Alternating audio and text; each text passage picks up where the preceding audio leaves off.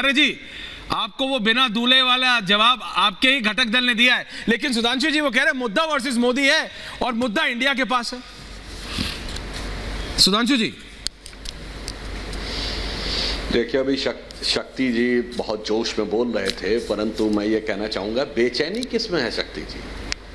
पटना में आप लोगों की बैठक हुई, उपेंद्र कुशवाहा जी छोड़ के चले गए, मांझी जी छोड़ के चले गए। अरे पटना में तो आपकी हालत वो हो गई जो बिहार के पुल की थी वो बह गया, मांझी छोड़ के चला गया, पता नहीं नैया कैसे किनारे लगेगी। बेंगलुरु में नीतीश कुमार जी प्रेस कॉन्फ्रेंस से पहले उठ के चले आए, और कल क्या हुआ, नीतीश कुमार जी दिल्ली आए, अटल जी की समाधि पर श्रद्धा सुमन अर्पित किए और किसी को मिलने लायक समझा ही नहीं। ये जितने INDIA गठबंधन के नेता दिल्ली में बैठे थे वो बस यही कहते रहे, कारवां गुजर गया गुबार देखते रहे, हम तो सुशासन बाबू का इंतजार देखते रहे।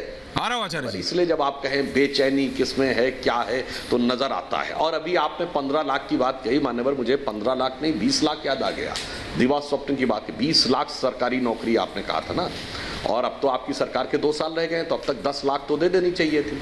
नीतीश कुमार जी ने ही जब 10 लाख का वादा तेजस्वी यादव ने किया था तो उन्होंने कहा था यह हवाई बात है, उसका मजाक उड़ाया था। अब 20 लाख आप देंगे मान्यवर, बिहार की अर्थव्यवस्था की जो संरचना है उसके अनुसार आप 2 साल में 20 लाख सरकारी गैर सरकारी प्राइवेट मिला के जॉब नहीं दे सकते। ये होता है दिवा स्वप्न दिखाना, मूर्ख बनाना उन पार्टियों के द्वारा जो लंबे समय सत्ता में रही, और उसी कारण बिहार इस स्थिति में पहुंचा कि लोग रोजगार के लिए बाहर भागने लगे और बिहार के बारे में एक नकारात्मक छवि भी बनी।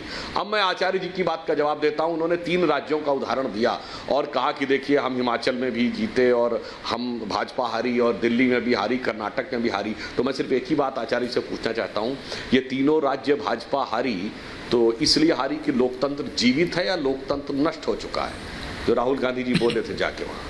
ये बताइए, चुनाव आयोग सारी ये संस्थाएं डिमोलिश हो चुकी हैं, ये बताइए उनको सर्वोच्च न्यायालय से राहत मिल गई, तो इसलिए कि लोकतंत्र जीवित है, लोकतंत्र नष्ट हो चुका है। इसलिए मेरा मानना है कि आप राहुल गांधी जी को सलाह दीजिए जाके कि कम से कम अपने राजनीतिक नफे नुकसान के ऊपर भारत के लोकतंत्र को विदेश की धरती से बदनाम करने का काम न करें और माफी मांगे। आज वो कहें कि अगर वो जीते हैं कर्नाटक और अच्छे ढंग से जीते कुलदीप जी, तो इसलिए कि लोकतंत्र जीवित है, चुनाव आयोग ने काम किया है। जब एक तरफ आप सर्वोच्च न्यायालय से आपको राहत मिलेगी तो आप कहेंगे लोकतंत्र की जीत है।